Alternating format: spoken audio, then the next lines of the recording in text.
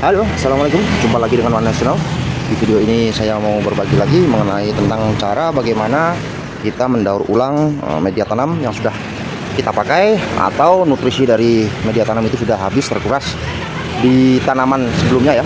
Di sini saya ada beberapa sampel polybag yang berisi media tanam yang sudah pernah ditanami atau pernah ditumbuhi oleh tanaman saya. Ada pohon anggur, ada juga pohon cabai dan juga pohon lain. Dan saya akan ambil sampel beberapa saja ya di sini, karena kalau terlalu banyak nanti durasi juga akan lama. Jadi saya akan mengambil beberapa sampel saja.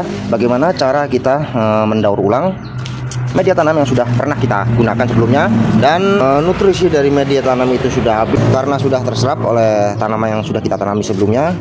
Dan jika kita memberikan atau menjadikan media tanam itu sebagai media tanam lagi untuk penanaman pohon selanjutnya, saya rasa kurang bagus ya nanti hasilnya, karena nutrisinya sudah hampir tidak ada. Oleh karena itu kita perlu melakukan daur ulang media tanam. Bagaimana caranya? Caranya kita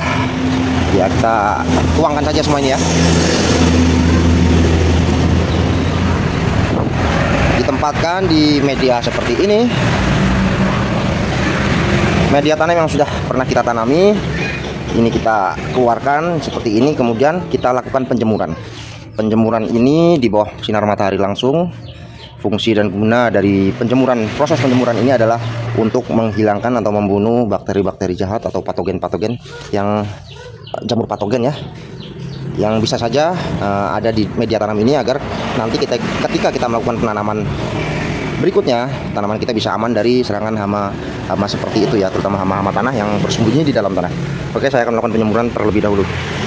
Kita jemur di bawah sinar matahari langsung kurang lebih sekitar 2 atau 3 hari ya, dengan fungsi tadi untuk membunuh patogen, jamur-jamur patogen atau bakteri-bakteri hama-hama jahat yang ada di dalam tanah, agar nantinya media tanam atau kualitas dari media tanam itu bisa maksimal. Baiklah, setelah 3 hari penjemuran, proses penjemuran di bawah sinar matahari, saya rasa sudah saatnya untuk menggabungkan beberapa komponen untuk mempersubur kondisi daripada kualitas media tanam yang akan kita gunakan sebagai media tanam selanjutnya ya. Apa saja bahan-bahan yang kita perlukan untuk mencampur media tanam ini? Salah satunya adalah ini dia. Kita bisa menggunakan beberapa bahan organik ya. Menambahkannya secukupnya saja. Kita berikan pupuk kompos. Sebenarnya bukan pupuk ya, hanya saja ini materi organik, yaitu daun kering. Saya ada beberapa daun yang sudah saya lapukan ya, karena sudah saya simpan lama berbulan-bulan sehingga lapuk seperti ini. Ada juga sebagian dari sekam padi. Sekam padi ini yang kondisinya masih sangat istilahnya ya, masih kering lah, ibaratnya belum terlalu membusuk. Namun seiring berjalannya waktu nanti dia akan mengalami dekomposisi dengan sendirinya, karena campuran dari bahan organik ini juga sangat baik untuk kualitas media tanam ya. Lalu kemudian saya juga menambahkan ini sebagian dari kohe kambing semi halus ya. Kita bisa menambahkannya sebagian saja, sebagian sedikit ya, dikira-kira saja lah untuk penggunaan, karena ini berupa bahan organik jadi tidak ada takaran pasti. Namun jika kalian ingin jika kalian takut menggunakan takaran plangplung satcut, ibaratnya takaran acak-acakan, kalian bisa menggunakan perbandingan 1:1, yaitu media tanam yang kita jemur tadi menggunakan 1 ember, kemudian media pupuk daun keringnya atau humus daun keringnya itu bisa menggunakan 1 ember jika ada, atau bisa juga menambahkan ada kohe kambing itu juga 1 ember, artinya 1:1 ya. Namun jika tidak ada sampai 1 ember, secukupnya saja. Yang penting ada tambahan bahan organik yang kita campurkan ke dalam media tanam yang akan kita gunakan nanti. Oke, setelah ini, karena ini kondisinya kering, jadi kita membutuhkan cairan ya, dalam arti kondisi lembab media tanam itu akan mempercepat proses perkembangbiakan mikroorganisme yang ada di media tanam. Untuk itu saya menggunakan ini. Saya menggunakan mikroorganisme lokal tambahan yang saya campur dengan air. Untuk pembuatan mikroorganisme lokal saya menggunakan mol nasi. Kalian bisa melihatnya bagaimana cara membuatnya. Mikroorganisme lokal dari nasi basi atau nasi yang masih bagus juga tidak apa-apa. Itu ada di video saya sebelumnya, silahkan di scroll. Di deskripsi juga sudah saya cantumkan linknya ya.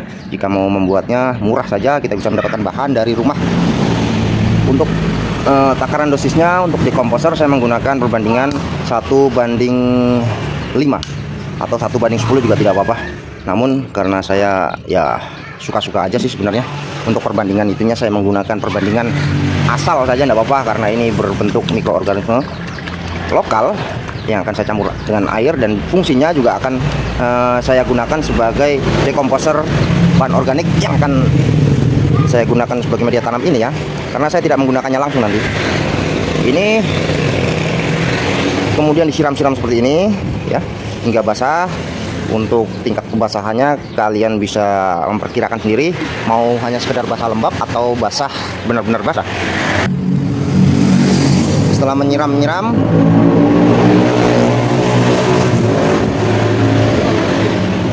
setelah menyiramnya secara merata, jangan lupa untuk mengaduk-aduknya ya, agar cairan atau mikroorganisme lokalnya bisa bercampur secara merata di media tanam ini untuk mempercepat proses dekomposisi, proses pembusukan bahan organik yang kita tambahkan tadinya. Jika kalian memiliki bahan seperti ini, bisa juga digunakan ya. Saya menambahkan asam pumat. Asam pumat ini sudah sering kita dengar tentunya. Mungkin kalian ada yang sudah paham ya fungsi dari asam pumat ini. Salah satunya adalah sebagai pembenah tanah. Jadi saya akan menambahkan sedikit saja, sekitar 1 sendok lah. 1 sendok yang akan saya masukkan ke dalam air, yang saya campurkan ke dalam air sekitar berapa nih ya, 10 liter mungkin ya. Saya akan mengaduknya, kemudian menyiramkannya ke media tanam yang akan kita gunakan sebagai tempat penanaman pohon berikutnya. Ini bisa menggunakan langsung seperti ini, atau kalian juga bisa menggunakan alat penyiram seperti ini ya. Kalau menggunakan alat penyiram malah sebenarnya lebih enak karena lebih merata. Oke, sambil disiram, sambil diaduk-aduk agar semua bahannya basah, lembab, dan ada reaksi setelahnya nanti. Oh iya, saya juga terkadang menambahkan pupuk organik cair seperti ini ya. Di sini saya ada pupuk organik cair dari sari buah-buahan, ada apa? Buah-buahan kulit pisang, dari kulit nanas, dari kulit semangka.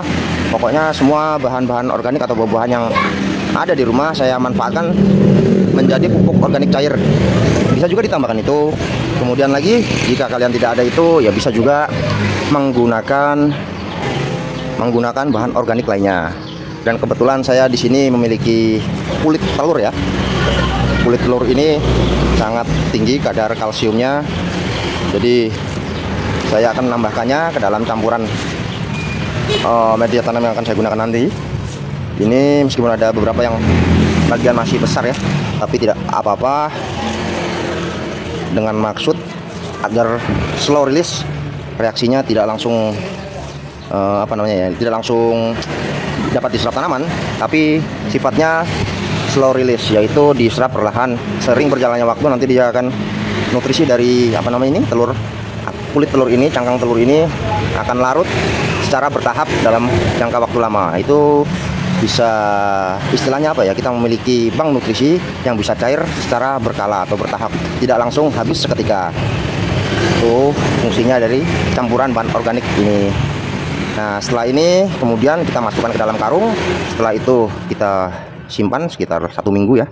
Kalau saya pribadi, saya lebih memilih untuk menyimpannya selama 1 minggu terlebih dahulu. Setelah itu baru saya gunakan sebagai media tanam. Kenapa kamu menggunakan harus menunggu dalam waktu 1 minggu? Karena dalam waktu 1 minggu itu akan terjadi reaksi atau terjadi mikroorganisme yang kita masukkan atau kita campurkan ke media tanam ini, akan terjadi sistem atau proses dekomposisi atau pembusukan bahan mikroorganisme atau bahan organik yang kita campurkan ini, agar lebih siap untuk diserap oleh tanaman yang akan kita tanam nantinya. Oke, saya rasa cukup sekian ya informasi dari saya, semoga bermanfaat. Sampai jumpa di video selanjutnya. Wassalamualaikum warahmatullahi wabarakatuh.